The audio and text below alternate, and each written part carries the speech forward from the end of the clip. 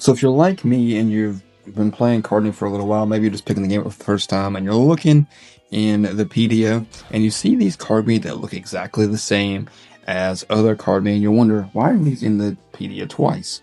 Well, that is because you were unaware of some of the most powerful Kardmi in the game. What are we looking at? We're looking at what they call Ancient Kardmi. They not just look different, but they play different and they hit different. And if you're not picking them up, like I said, you're leaving some of the most powerful builds in the entire game on the table. Today, I'm breaking down everything. What Ancients are, how to get into the dungeon to catch them, and why Volperdon alone might be worth clearing the entire dungeon. Let's get into it.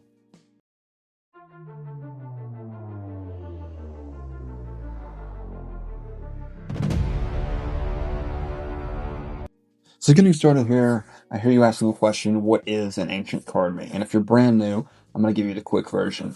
They're a special variant or category. They're in-game Kardmi, basically. There's 9 in total right now. And they don't look immediately different. They have slight visual changes to them, but they have the same like silhouette and frame. But what makes these particular Kardmi different is they have extremely powerful game-changing passive abilities. The kind of stuff that when you combine with your Kardmi gear, just makes your in-game build click. Now, we're not going to find these guys out in the wild. It's actually kind of unique, and it's probably one of my favorite systems in Kardmi right now. So what you'll see is that there's a kind of a dungeon roguelike system. And once you reach Lone Star City, and I believe you have to complete the campaign, except for defeating the final, the Elite Four. But once you defeat the final boss of the campaign, you unlock the upper levels, and then that will allow you in Lone Star City to enter these dungeons. And what you have to do is you have to have a base form of one of the 9 ancient Kardmis you're trying to catch. So we'll use Volporden as an example. You would take your Volporden and it would do like a DNA trace and like it'll, summon the ancient version of him. So you enter the dungeon. Once you enter the dungeon, you'll see that there are various passages of how you can get to the boss, and there'll be ones where there might be an alpha in your way, or there might be more fights that you have to get through to get to the boss fight, and it's tempting to get to that point to kind of speed through and hurry up and get to the boss fight, but you don't want to do that. Honestly, you want to take your time and do as many fights as you can, because each fight you do awards you with one of these, which is an option to give a skill boost to whichever Kardmi you are hunting. You'll see here in the left hand corner shows the base stats, and every time I do a fight it's going to go up and up depending on what I pick, and there are several variations in what you can get. Obviously all stats can be affected, and then there's the stat boosts that you can get range from 1 star, which is a very minute change in the bosses, or the Ancient Kardmi's stat, up to 4 stars, which is the best that you can get, and that's going to be a massive, like, 18-point boost. Definitely, I really, really like the system because it kind of allows you to craft whatever build for that Kardmi that you're wanting to do. So you can go in back-to-back runs and end up with 2 Volpordens, but being completely different style. You can have one that's extremely fast, whereas the other has really high special attack. You can mix and match it kind of, and you can even it out so that it's kind of a jack of all trades and like master of none if that's what you're into. But another great thing about these dungeons is that you'll be able to get more access to more alphas and a little bit harder to catch Kardmi and harder to run into Kardmi.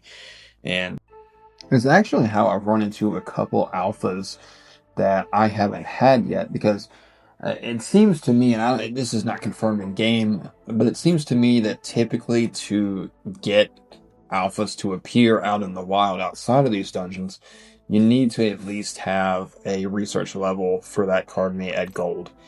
Typically, I don't see any alphas of Kardmi that I don't have a research level at gold. But here, research level doesn't really matter.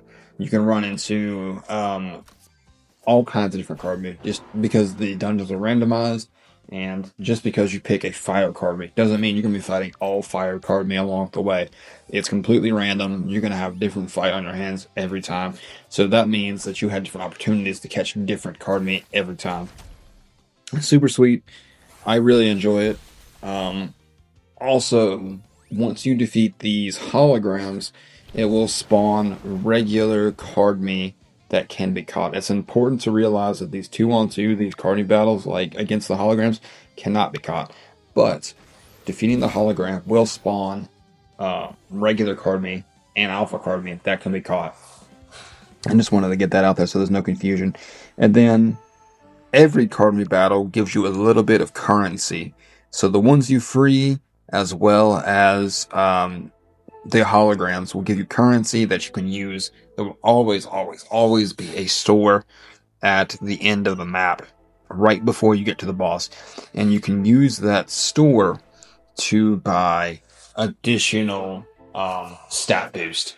And you can buy the lowest tier, you can buy the highest tier. It doesn't matter. You can also use star gems at that store to buy a boost as well. So it really allows you to customize your Kardmi. And again, the big thing is the passives. Like, when we look at Volparagon, his passive actually turns the battlefield into a fiery inferno and actually burns the opposing Kardmi, which is really good because it pairs with some of the other skills that do extra damage when the opponent's burned. Not to mention that the burn effect in Kardmi causes a 30% damage reduction from the afflicted target. So it's a really, really good skill all around. I definitely think that if you are on the market for a good fire Kardmi, Volparagon is your go-to, or should be your go-to. So let's talk about shinies for a little bit, because this is where it kind of gets into grindy territory. You do need to have a high research level of the base Kardmi that you are trying to hunt. That way, when it gets traced back, you will be guaranteed a shiny. I think. Don't quote me on that because I have not tested it out for sure. But I think, for example, if you are at max research level for a we'll say Volporden again, and you fought through your 81 or 82 of him and his pre-evolutions, you can then go here and net yourself a shiny, which is going to even further boost its stats up, as well as give you something pretty cool to look at, in my opinion. But that is it, guys. That is all for me. This is how you catch some of the most powerful Kardmi in the game. This is a really unique feature. If you haven't tried it out yet in your Lone Star, I really think you should, because I think, you're missing out on a feature that a lot of players kind of overlook. And it's well worth your time. Thanks so much, guys, for watching. I really appreciate it. I'm going to put this out now. I don't know if there will be any Kardmi content coming from me next week. I'm actually taking a family trip, taking my family to Disney, which is super exciting because I haven't been in 20 years, my wife hasn't been in 20 years, and my little girls have never been. So really excited about that. But I really appreciate you guys checking out the content, and I hope you guys enjoy. I'll catch you in the next one.